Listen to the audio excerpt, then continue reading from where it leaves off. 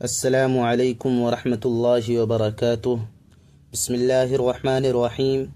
میں اللہ کے نام سے شروع کرتا ہوں جو بڑا مہربان نہایت رحم کرنے والا ہے، ایمان عطا کرنے والا، جان کو وجود بخشنے والا ہے، ہر کسی کا خالق و مالک ہے، جو رزاق و خلاق ہے، غفار و ستار ہے، رحمان و رحیم ہے۔ بے حد درود و سلام ہو پیارے پیغمبر جناب محمد الرسول اللہ صلی اللہ علیہ وسلم کی ذات اقدس پر۔ طائف کا سفر۔ محترم سامعین و سامعات، امید کرتا ہوں کہ آپ تمام حضرات خیر و عافیت سے ہوں گے۔ حضرات سامعین، پیارے پیغمبر جناب محمد الرسول اللہ صلی اللہ علیہ وسلم کی حالات زندگی میں سے ایک ایسے مشہور، دل کو دہلا دینے والا اور دردناک واقعہ کو لے کر آپ حضرات کی خدمت میں حاضر ہوا ہوں، جسے طائف کا واقعہ کہا جاتا ہے۔ مکے سے 40 میل کے فاصلے پر طائف کا سرسبز اور شاداب شہر تھا۔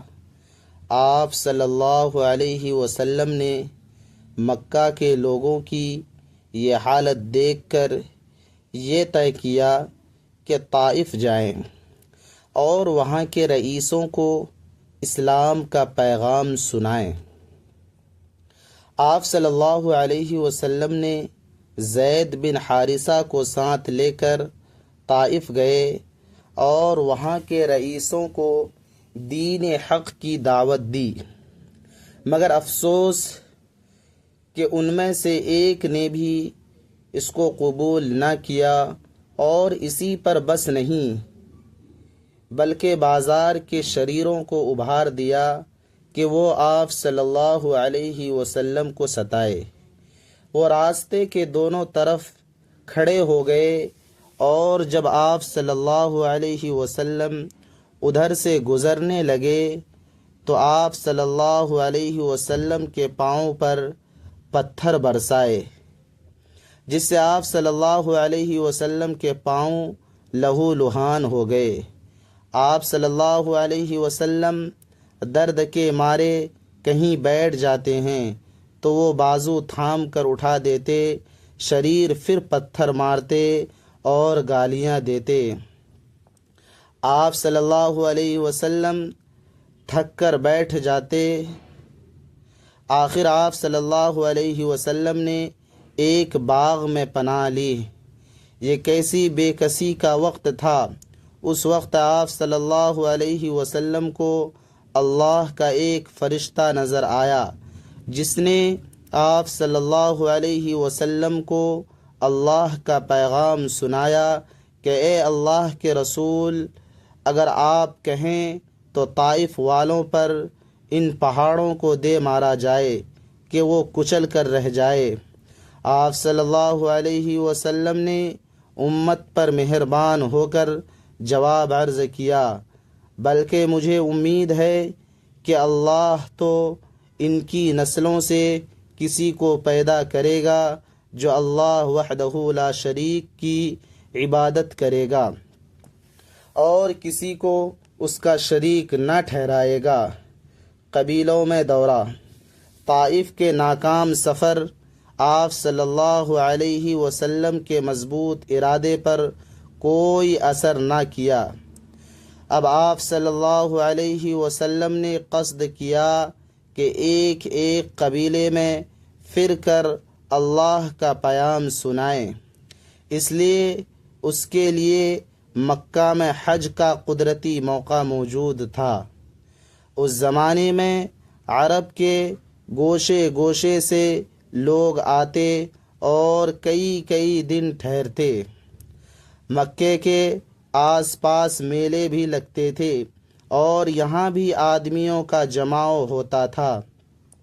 رسول اللہ صلی اللہ علیہ وسلم نے ان مجمعوں میں ایک ایک قبیلے میں پھر کر وعظ کہنا اور قرآن کی آیتیں سنانا شروع کی۔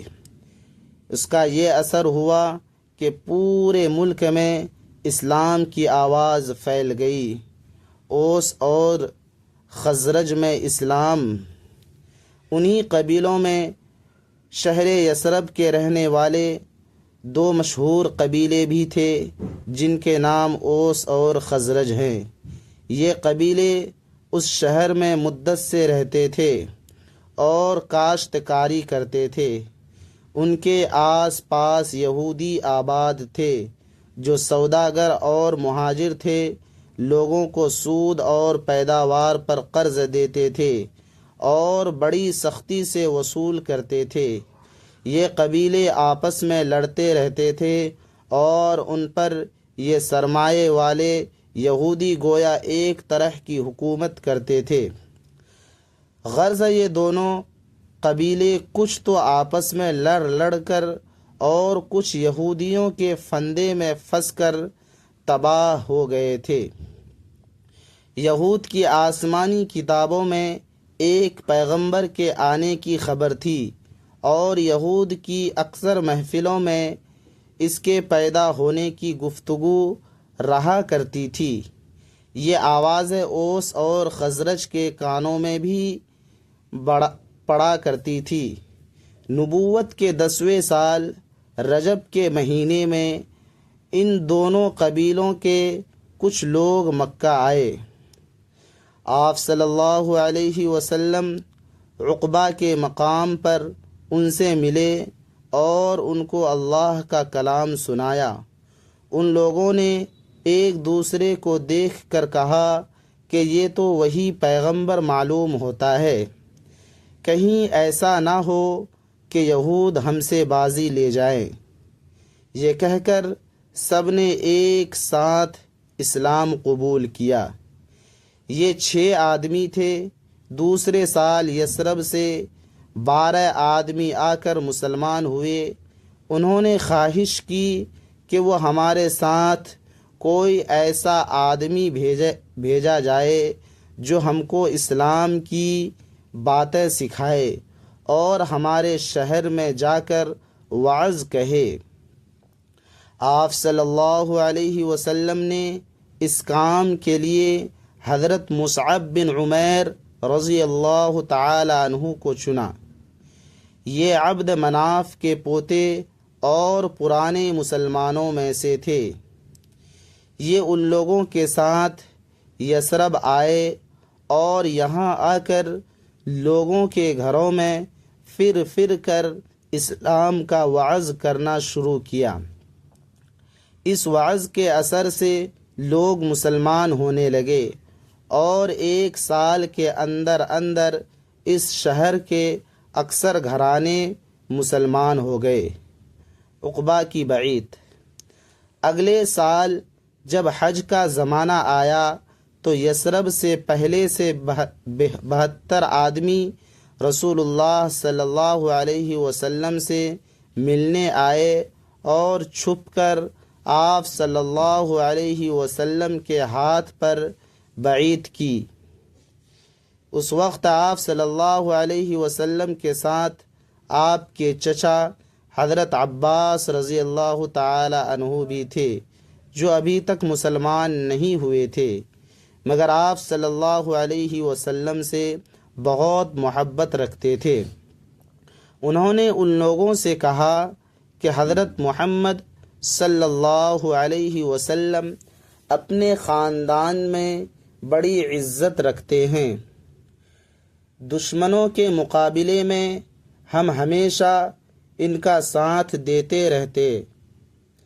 اب یہ تمہارے پاس جانا چاہتے ہیں، مگر تم مرتے دم تک ان کا ساتھ دے سکو تو بہتر، ورنہ ابھی سے جواب دے دو۔ یثرب کے ایک سردار حضرت برا بن معروف رضی اللہ تعالی عنہ نے کہا، ہم لوگ تلواروں کے سائے میں پلے ہیں۔ وہ اسی قدر کہنے پائے تھے کہ ایک دوسرے سردار ابو الہیثم بن تیہان رضی اللہ تعالی عنہ نے کہا اے اللہ کے رسول صلی اللہ علیہ وسلم، ہمارے اور یہودیوں کے مابین تعلقات ہیں، بعید کے بعد یہ تعلقات ٹوٹ جائیں گے۔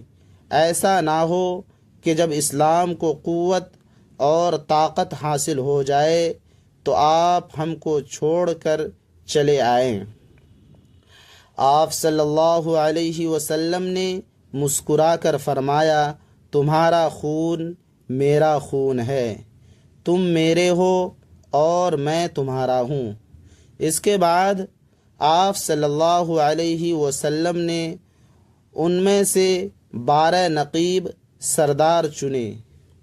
ان کے نام خود انہی لوگوں نے چن کر بتائے تھے۔ ان 12 میں سے 9 خزرج کے اور 3 اوس کے تھے۔